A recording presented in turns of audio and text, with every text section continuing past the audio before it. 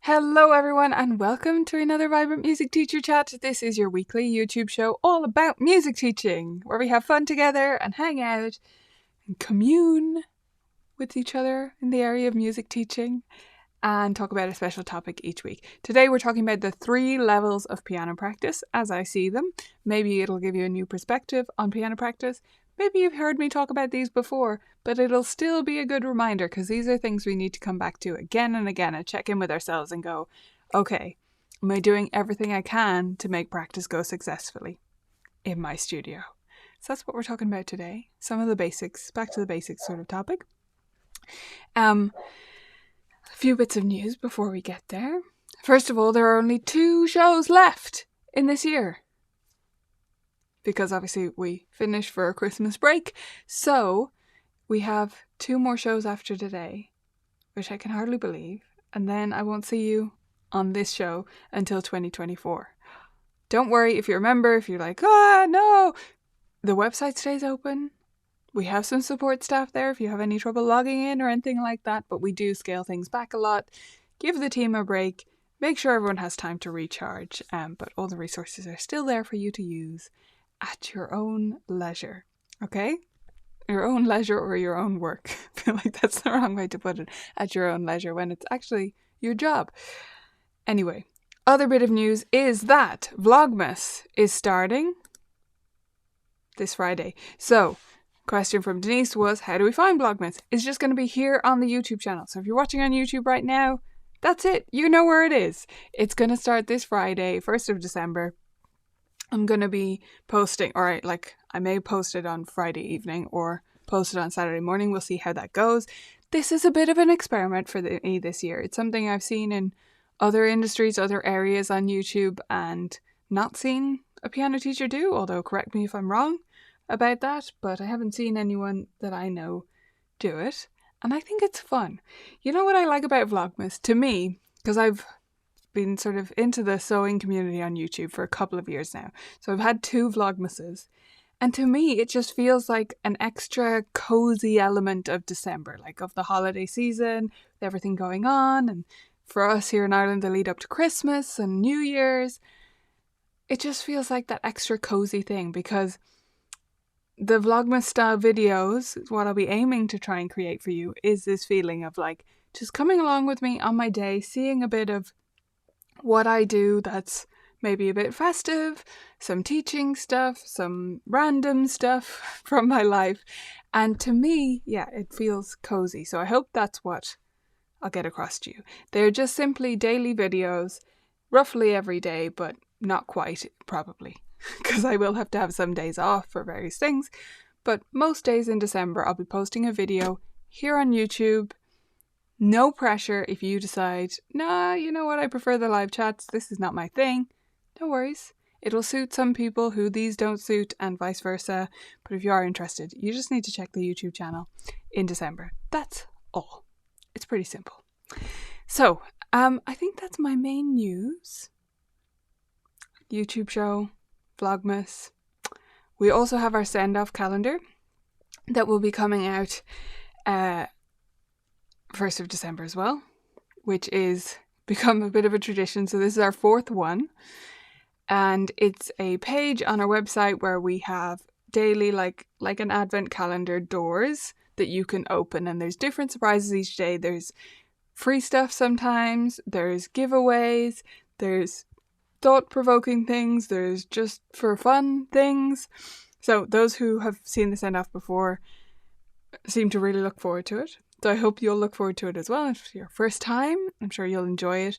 For that, you just need to watch the socials. So Facebook, Instagram, we'll post there about it. But if you are not big on staying up to date with those, you can just go to the page and leave it open and check it once a day if you like. That will work too. But they're just, yeah, fun. Right? We all need to feel like a kid. Why not? Okay, other little bit of news before we dive into practice, or thing I want your opinion on, really. Which is, okay, so I asked a little while ago, members may have seen, about possibly doing another teacher turbo boost in 2024. So I didn't do one this year, and a few people asked me about it, but we needed a year off from it basically. So I'm thinking about doing one in 2024. So to fill you in, if you're like, what? In 2021 and 22, I did this thing called a Teacher Turbo Boost, and it was a 5-day sort of online conference, but it's not like single sessions where you log in and click on what you want. We all come together live if you can, or of course you can watch the replay, and watch these sessions together. So I have on guest presenters, we watch together, we chat about it. It's a really, really lovely community experience, and it worked out really well. So I've been thinking about doing it again in 2024, and I've put it up for a vote on the dates, and basically it came out even Stevens, because I did a vote on Instagram and a vote on the membership group area, and basically we came out between the different platforms, the vote was pretty even. So I'm thinking I may go for the February dates, which I had proposed, which is basically around Valentine's Day. Very romantic, talking about teaching. Yeah, but it's around Valentine's Day, and I'm thinking of doing it as a 3-day session this time. So it's going to be a little bit different, and it's going to be all focused around practice. So very relevant to today's conversation. Let me know if this sounds good to you, if you think you might sign up for it. It's going to be 3 days. We do 3 hours a day. So there's 2 hours of sessions that we watch together, and then 1 hour of a huddle call, which is a call with other people who are attending, where you get together in groups and talk about the sessions and anything else that you want to talk about on that topic. So yeah, that's the plan. It would be February 13th, 14th, 15th, which is Tuesday through Thursday. It would be all about practice and kind of giving you some new practice ideas, different perspectives from different people. So it's not all me. I do like an introduction each day, and then we have guests on. I need to start organizing this soon if we're going to do it in February. But I wanted to run it by all of you first. You vote yes for the Feb Turbo Boost. Awesome. Okay. So yeah, it might be a goer. As I said, maybe 3 days this time is what I'm thinking. Keep it short and sweet and wrapped up in a neat little bow. And I think still plenty to digest over the course of 3 days on the topic of practice. That's the idea. Okay, right. More news on that to follow. Let's dive into today's topic though. If you've been struggling with practice in your studio, then hopefully this video is going to help you, to give you a different perspective, to give you a different way of thinking about practice, or maybe just remind you of things you already know but need to kick up a notch or be extra careful about doing all of the steps. So I like to see practice as coming in 4 different levels, and they might be different from the 4 levels you're expecting. So this is level number 1. Or 0, rather, I've called it there. So level 0 in my Practice Pro gauge here is little or no practice. Who has students in this camp? I know I do. It happens, okay? At the very least, every student who first comes to you, who isn't a transfer, let's say, is in this camp. They come to you not doing any practice. And we need to then create something out of nothing. We need to teach them about how to practice and what they're going to do. So we start at level 0, little or no practice happening.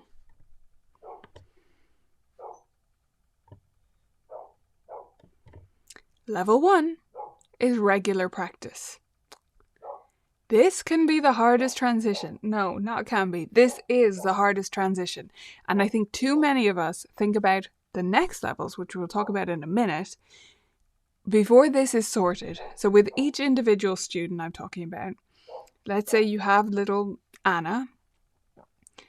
If Anna is currently doing no practice, and you try to teach her strategies for practice, you're doing nothing. Because she is not doing any practice. So, strategizing on that practice does nothing. It achieves nothing. And in some ways, and this is not an accusation, but I think it's something I've done, we focus on the practice strategies because it's more fun. We can come up with like practice games and different ideas. It's fun. And we feel like we weren't taught enough strategies, so we want to focus on that. But if they are not practicing, no amount of making it better is going to do anything to that practice, right? Because it doesn't exist. We can't make it better if it doesn't exist. So, let's think about ways to make it exist. Some foundational ideas here. First of all, with every new student, including transfer students, including my best friend's daughter, whatever, every new student needs to start with a meeting with me in my studio, with you in your studio or the head of your studio. Everyone needs to start with a meeting.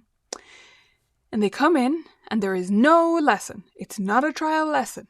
It is just a meeting. You don't have to call it a meeting if you don't like that word. Doesn't matter to me, but that's what it is, okay? So they come in, or you go to a coffee shop together, and you talk to them.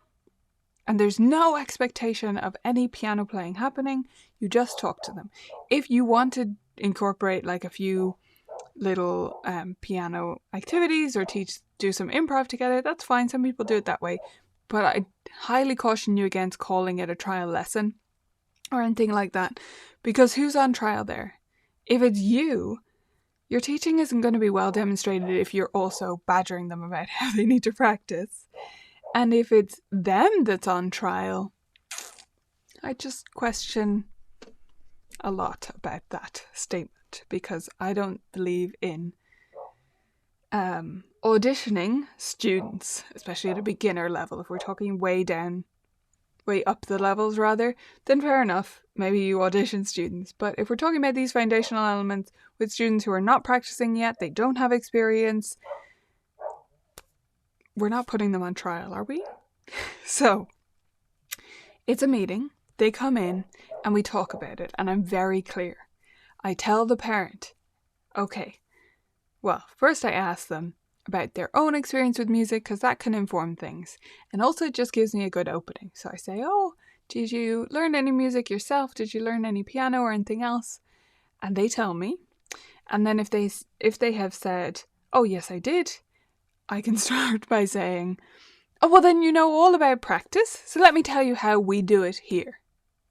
If they say, no, I've no experience, I say, okay, great, you may have heard of this thing called music practice, let me just explain what's expected here. So either way, I don't care how you did it somewhere else, I don't care what you think it should be, I'm going to tell you how we do it here, but I'm doing it in a friendly way. So that just gives me an opening and also fills me in on their background, which is useful to know. And then I talk to them very straightforwardly about practice. Okay, practice needs to happen 5 days a week, at least. So you have maximum 2 days off per week. So you need to find a good time to do that. And here are your roles. Parent, obviously I'm summarizing here, I wouldn't say it as shortly as this, but parent, it is your job to create the practice routine and to remind kiddo to practice. Kiddo, student, it is your job to go practice when your parent asks you to. You can ask them for help with something, but you can't say, oh, no. When they remind you and you've agreed upon that time, you go practice. Usually the issue is not the student. I know there's a lot of talk, and parents will tell you, and even students who learn when they were younger will tell you that they had rows about practice. I haven't seen that ever happen. I haven't heard reports from parents of that happening when the routine happens from the start and when the routine actually makes sense. So it either happens, the rows happen, the arguments happen, because either the routine doesn't happen for like the first year and then suddenly parent goes, you need to practice, and then it's like this huge battle because it wasn't expected before. Or, bigger issue, in my mind, more common issue in my studio, is the practice hasn't been put in a good place in the schedule. So what I mean by that is, if student comes home from school, they do their homework, and then they're allowed to play with the iPad for 10 minutes. And then they're going to do practice after that. It's probably not going to go great. You need some kind of transition, gentler transition out of this digital go, go, go, amazing world, whatever they're doing on the iPad, to this focused activity of piano practice. Jumping from one to the other it's just not a good recipe. And the same thing is true for lessons, by the way. This happens a lot with lessons at students' homes. The student will be playing the Xbox right up to the minute of their piano lesson. And then there's this big fight about piano, and the parent is saying, oh, they don't like their lessons. No, they don't not like their lessons. What happened there is they were playing Xbox directly before their lesson, and that's too hard of a transition. So, we've gone off track with the meeting thing, but just wanted to get that off my chest, maybe. I'm sure all of you have seen that as well. But I talked to the parent about these issues that might come up and make it all positively framed and make it really clear to them that music is more fun when we make progress. We make more progress when we practice. So I can make the lessons as fun as anything. But if no practice happens at home, it tends not to stay that way. So that's the first meeting. It is crucial. I know I spend a lot of time talking about it, but it really is important. Next step is email. So I have automated email sequences that go out to new parents, giving them tips about practice and stuff in our studios. If you're a member of Vibrant Music Teaching, you can get my full template for that and how to make it automated inside the membership. It's a course called Essential Email Templates. So you can dive in and look at all of that there. But if you're setting it up by yourself, the basic idea is to drip out this information about practice and ideas over time. So it's not all thrown at the parent at the meeting and then never mentioned again. The door. What I'm talking about here is drop-offs and pickups. If you do see the parent at the drop-off or the pickup, it's great to say to them, hey, how's practice going at home? Or, little questions about practice. With all of this, my goal is not to wait to talk about practice until it's a problem. Because that's what we do too often. We say nothing because we think, they're new, they're figuring it out. And then 6 months in, we go and we say, look, little Anna is not practicing at all. And now we're kind of guilting this parent about this, when really they haven't had enough support from the beginning, and the communication lines haven't felt open to them. Even if you feel like, but they could come chat to me about it any time if they're having trouble. They don't feel that unless we start that communication. Lessons are a great time to talk to students, but I'm very careful about the way I frame it in lessons. So it's not, did you practice this week? Why didn't you? You must practice, blah, blah, blah, blah, blah, blah, big lecture. It's, how's practice going? And a question I'll often ask at the beginning of lessons is, how was your practice? Was anything confusing or difficult? Meaning I actually want to know how practice went, how your assignments went, what was confusing or difficult so that I can help you. Not, I want to know that you checked off like a box every day or did the minimum minutes of practice. I want to set it up so that students will tell me when they had an off week with practice, will tell me when something was too difficult and therefore they were put off and didn't want to do it. They will tell me when they hated a piece and therefore did not practice it. Because I want to hear that. Because life is too short to learn music that you hate. So if they really detest a piece and therefore they're just not touching it at home, we talk about it and we say, yeah, let's just forget about that one. Let's do this one instead. That can't happen with every piece, but with long-term students, they should be able to come to us and say, hey, I don't like this one. I've tried to get to know it, to get under the skin, but it's just not for me. And that's fair enough. So trying to open those lines of communication without, again, it becoming a lecture in the lessons. And finally, updates. So this is about progress updates that I send to parents. You might call them reports. You might do it more on an ad hoc basis through emails. But these are, in the moment, 3 times a year for us, updates about how the student is doing. And we have different categories in our updates: rhythm, theory, oral, those kinds of things. And we also have practice. And in that section, we will be very clear if we think practice is not happening, or, more common, practice is being cherry-picked. Like, we'll inform them that they really need to follow everything on the list. Maybe you could help them to follow along in the app, or make sure that they have it loaded at practice time so that they're not just doing their favorite piece or whatever they can remember, just one thing. We want everything on the list to happen.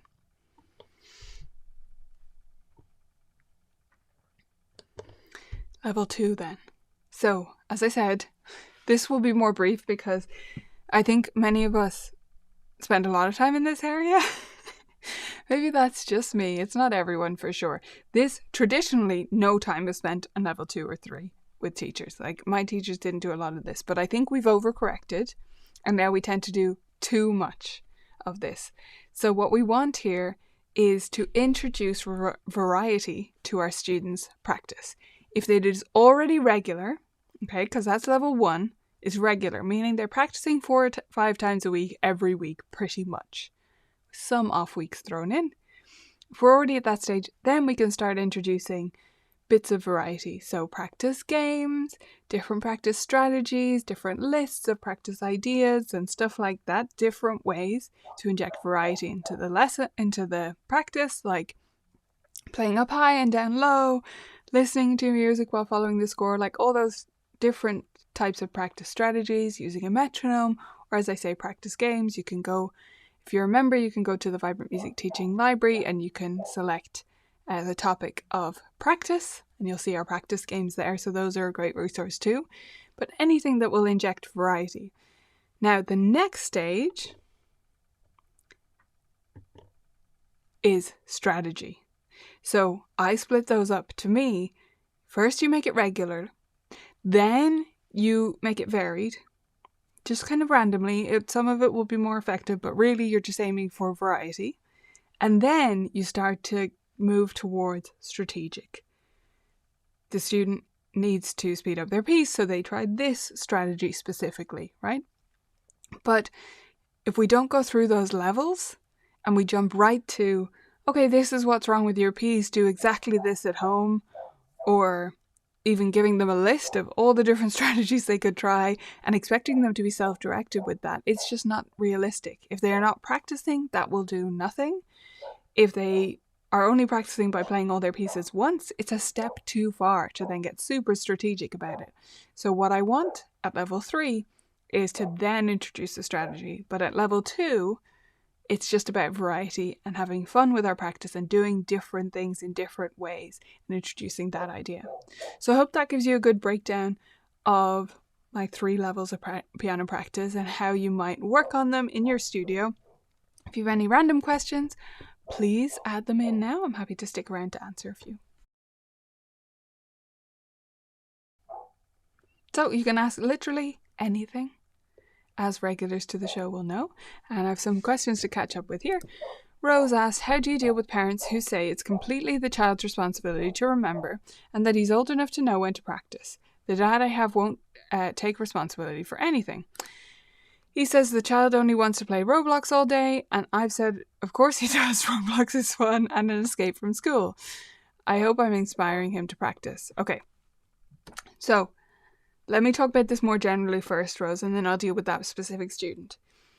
More generally, the way we avoid this ever happening is the first chunk of time that we're with that student. So at the first meeting, looking the parent in the eye and saying, this is your responsibility, this is your role, this is how it works. You know, they wouldn't brush their teeth, they wouldn't do their homework without your help, so they won't do this either. Making sure that is understood, and if a parent at that first meeting, this has never happened, but if they said to me at that first meeting, no, you should inspire him to practice, he's going to do it by himself, and he's 6, I would say, okay, this studio is not a good fit for you. It would be that simple to me, but it's never happened, so that's good. Now, this specific student, Rose, they've already been with you for a while, so that doesn't help you. That's just like a resolution going forward to be uber clear and make sure parents don't ever sign up with this expectation, because this has happened to me so many times, so I'm not coming from a mountain on high and saying, you must do it this way because this is the way I do it. It's because I've tried it every other way and it doesn't work when you're not super clear in the beginning. But this child wants to play Roblox all day. Dad refuses to help. I'm assuming maybe mum also refuses to help or isn't in the picture. So therefore, what can we do? I think, this is my personal take on this, we can accept this child as they actually are, which is a student that does not practice and does not have parental support at home, and we can just make their lesson experience as good as we can with that expectation. So, in my mind, when I've done everything I can to help a student to practice, I switch them in my lesson planning mode to no practice lessons. I'm not expecting any practice. I really stop talking about practice. Any notes I write down are really for my own reference, and we do things that make sense in that context. Because music lessons, as much as I've talked about practice today, there's no reason why they have to have practice other than good progress. But if we don't have the practice, we can't expect the same level of progress. Therefore, we can't expect the same type of lessons. We have to plan those lessons so that they make sense as a weekly musical experience, because that's what they're going to be. So I would plan games with lots of reinforcements. I like doing games for the same topic for several weeks, rather than just once and expecting them to solidify that through practicing their pieces at home. I would plan pieces that are easy enough for them to sight read. I would plan duet playing, again, that's easy enough for them to sight read or that's by rote. Learning rote pieces that you can do little chunks at a time and just work on each week. If they're a little bit older, playing chords along with pop songs, doing different improvisation activities. I think you get the idea. I've talked about this in a separate episode of this show, I believe, specifically about no practice lessons, so you can go back and look at that. But or you can take one of the many courses in Vibrant Music Teaching. Many of those work great for this scenario. So like any special focus, like interval immersion, solfa, skyrocket, all those ones that have like a specific focus, run through those. Do 6 weeks of that, 4 weeks of that, and just make the lesson fun. Because letting the lesson become a repeat of what happened last week doesn't help them practice. They're not going to learn, oh, the lesson is boring because I didn't practice, because they don't have the help at home to practice. So it's quite a long answer, but I hope I helped, Rose. Jenny, have you ever had a kid tell you during the lesson that all they want to do is play games? How do you handle it? You know what? No, but that's not... This is one of my puzzles, okay? I'll be honest with you. I'll let you behind the scenes at my thought process inside my slightly bonkers brain. Some of the teachers here who work for Colourful Keys have experienced this, and I've heard it from teachers, from members and whatever, from some students. I've never personally had a student do this, and I don't know why that is. I don't know whether it's just luck or whether there's something I'm doing. I suspect it's about control of the lesson and the structure and kind of that. And that's not, again, any judgment on your teaching. I'm just throwing out ideas, because some students do want to, maybe would want to play games for the whole lesson, but I've never had a student like resist me on going to the piano or do anything like that. And I think it is about this difficult to quantify aura of control over the situation.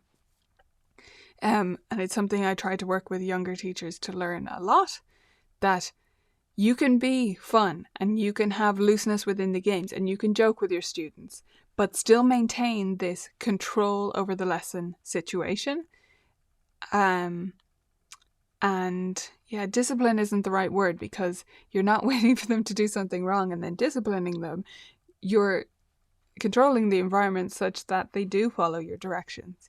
So this is a terrible answer, because as I said, this is something I ponder about a lot. Like, what is it?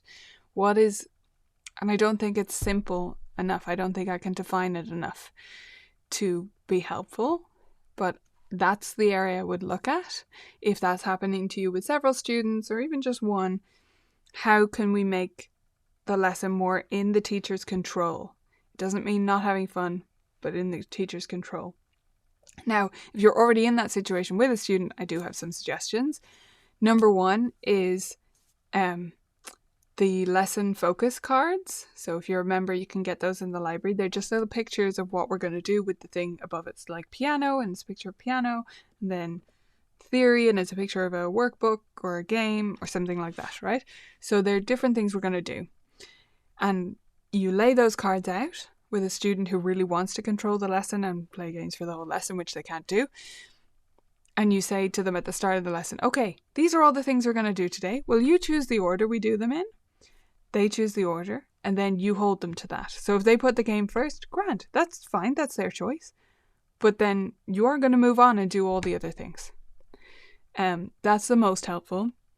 Another little idea that can be helpful with a student who just really feels like, and this is especially with students at their own homes, if that happens to be you, if you're going to students' homes to teach, they can very much feel like, but I just want to play games and I'm in my house, so like, what's it to you? Especially younger students, right? So having some kind of, one of the teachers here called it a lesson totem. I like that label. Something that they put on or you put on that means it is now lesson time. That means teachers in control, like we're in a lesson environment, even though you're still in your playroom or wherever the piano is.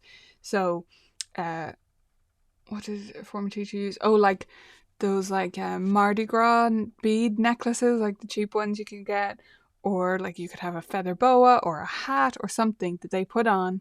It's lesson time. This also works, by the way, for students who want to tell you so many stories. And like you kind of want to listen to them, but also you have to get a lot of stuff done.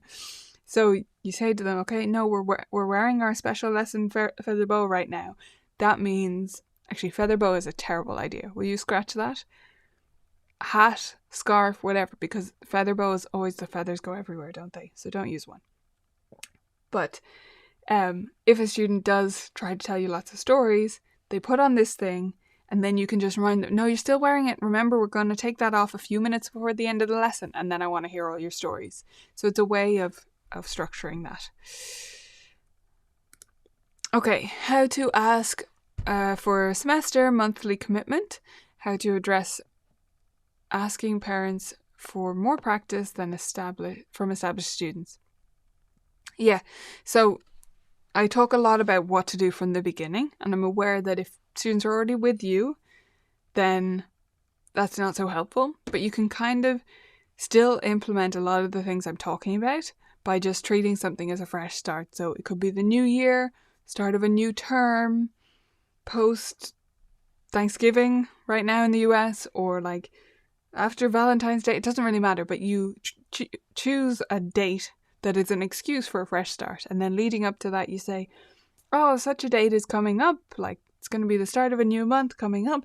This is a great time to restart the practice routine. Here's some tips for doing that. So you can still do all the things I'm talking about, but just give parents an opportunity for a fresh start. And then the semester monthly commitment. This is a big topic. So it depends what you're doing right now. Maya, I know you kind of said monthly, but that can mean lots of things to lots of different people. So I'll just clarify. When I talk about monthly payments, they're a month in advance. So they're for next month, and it is a flat monthly rate. So that means that the whole year, I take the whole year and I divide it, in my case, by 9, and then they have 9 monthly payments. And those are installments against that yearly fee. That's really how we see them. So it's not, you are paying me for the lessons this month. That's a very different thing if your lesson fee is different every month. It's, these are, you owe me for the whole year because you're signed up for the whole year. You can pay it off in monthly installments because I know that's more manageable. So that's not exactly the way I say it to parents, but that's kind of what we're trying to get across.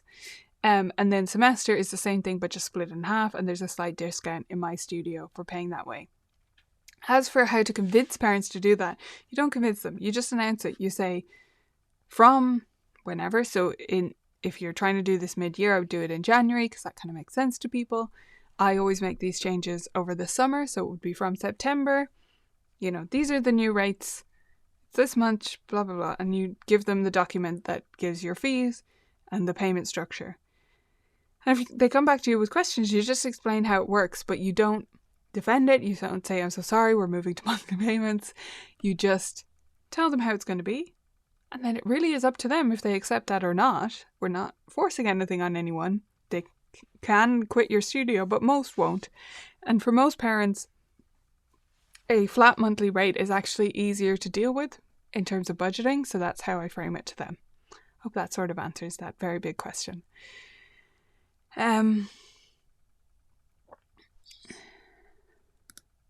Yes, absolutely. Because it's not their fault. That's kind of how I see it. Now, if teachers don't feel they're able to do that, would be too frustrated by the lack of progress and prefer to not have students that don't practice, then you put it in your contract and you have a very different kind of studio than mine. But for me, if I've done everything I can to support them and help them with practice, and sometimes it's not the parent's fault or the student's fault, it's just circumstances, right? So as long as the parent understands that they will not progress at the same rate that they would if they practiced, then that's okay with me, and I'm happy to make their lessons fun every week.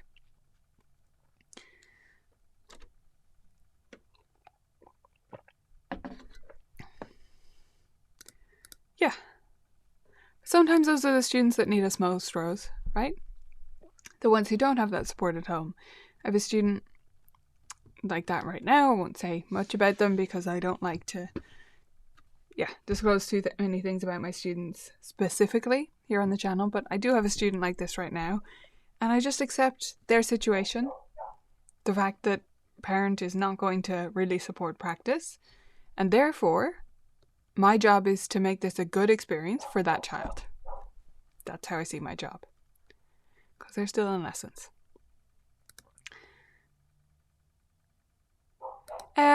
Yes, but no. Sorry, that's the worst answer. Yes, but no. Yes, you can do it that way, and that can be useful for some teachers, and especially I'd say beginner teachers, it is useful to have that predictability so that the student knows where they are. But really it's about, I keep talking about an aura, I wish I had a better word, but like this feeling that a student gets. I'm sure you've had teachers like this, and you've had teachers who are not like this, right? I know I've had teachers where the classroom, I'm especially thinking of secondary school for me, where the classroom is just total chaos. Like I had an Irish teacher who just, oh my god, the things that people did in her class. And then another language teacher, I had a Spanish teacher who literally no one would ever mess in their class. Like that doesn't happen. And it's not because he's giving out punishments or something. It's just because you walk in and he has this presence, like, I've got control of this space. Yeah. So this is where I think it can be useful if you're struggling with this area. I think it can be really useful to reach beyond the resources in this wonderful private music teacher space and start to listen to podcasts and YouTube videos and read books from directed at parents of the same age of child and directed at classroom teachers and their management. It won't all be directly applicable, but I think it starts to give you a broader sense of how do we structure things for the child? How do we help support the child in the best way that lets us, follow through on our lesson plans, etc. I've sort of already answered this in terms of, I think I've already answered that as we went through, so maybe watch back. What do you say to parents? Oh, sorry, you said the same question. Since you've asked it twice, I'll briefly summarize my answer, which is I make it clear from the very beginning. That's the key. So first meeting with them, explain, this is your job, right? I'm very clear on it. And this is why it's important. This is your job. Here's how you do it. Here's where I support you to do it, etc. If a parent outright tells me, I don't want to help child to practice, I don't want to help Anna to practice, then you can come back to those old standbys. Like, okay, would they do their homework? Would they brush their teeth? But I think I don't come across that question or that attitude because it's so explicit right from the start and reinforced through those emails and all the communication I do with parents. So they know it is their job. I'm not saying they always do it. I'm just saying they do know and understand why it is their job to do that.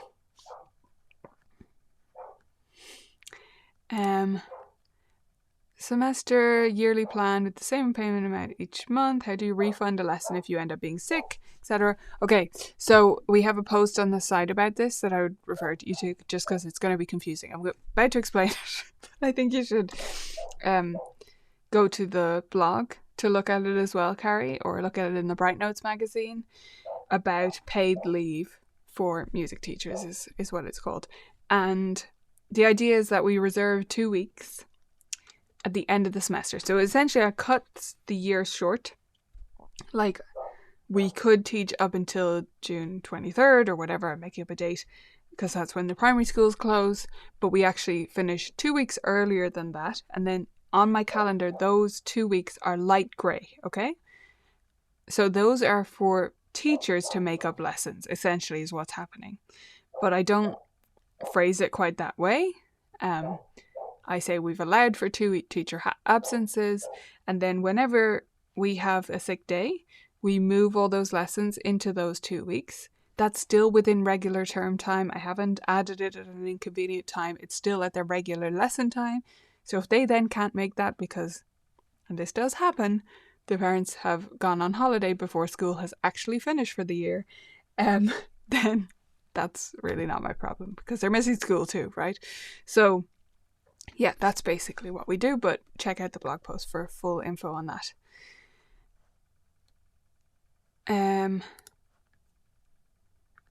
Okay, excellent. Glad to hear that was helpful. Yes, I mean, that can happen because it's hard. But that's where reminders, education over time, giving those like, hey, now's an opportunity for a fresh start things are everything we can do. And there's only so much you can do. You can't actually make them drink, right? You can only lead them to the water. So you can only help as much as you can, and we don't always know everything that's going on. So I tried to go into that situation where the parent is not helping with practice, but does understand its importance with a lot of empathy for what might be happening at home. Like, I have no idea, do I? Really, what's going on in anyone's life? None of us know what goes on within a family, like within a household, that we're not there for. So if practice just isn't going to happen, it isn't going to happen, and we're not going to make the lesson miserable because of that. Yeah, check out the email sequence. That's the best thing I can refer you to. So go to courses and click on essential email templates, and you'll see how I talk about practice really there. Oh yeah, sorry, I missed this earlier, Rose. 40-week plan for 10 little fingers. That's not the name. Where do you go from there? I'm excited to start that plan. Okay, so you could be talking about 2 things, so I'm just going to clarify. You could be talking about mini musicians, which is a no practice preschool curriculum that is designed for groups of preschoolers. There's actually 2 years of it, 1 and 2. And many teachers use that one-on-one with students who they don't want to expect practice of, or they want minimal practice to happen, and they want something super slow-paced and fun and like that experiential music thing. Or you could be talking about Tiny Finger Takeoff. I suspect that's more likely from what you said. And that is meant to go alongside a method book. So it is not an entire plan. It's supposed to be everything but the pieces. So it's you use whatever is your favorite method book. If you want a suggestion, I suggest Piano Safari as a good one to look into. Don't use it with everyone, it's just my favourite. And then Tiny Finger Takeoff is everything else that I think should go in the lesson that is not in a traditional method book. So where do you go after there? You go to Piano Power Booster 1, Piano Power Booster 2, and then Piano Power Booster 3. Hope that answers your question. There is a sheet that puts all these together. I can't think right now where it is on the site. So yes, possibly we should put that on those course pages if it's not there already. So I will do that later, and then you can look there for it. So any of those courses that I've just mentioned, you'll see the chart that aligns them. I can't remember where it is. Anyway, yes. Thank you. right back to you. That's what I wanted to say. Thank you all for being here, and I hope you enjoyed it. We have 2 more shows left, as I say, so I hope you'll come back next week, and I will see you then. Bye, everyone.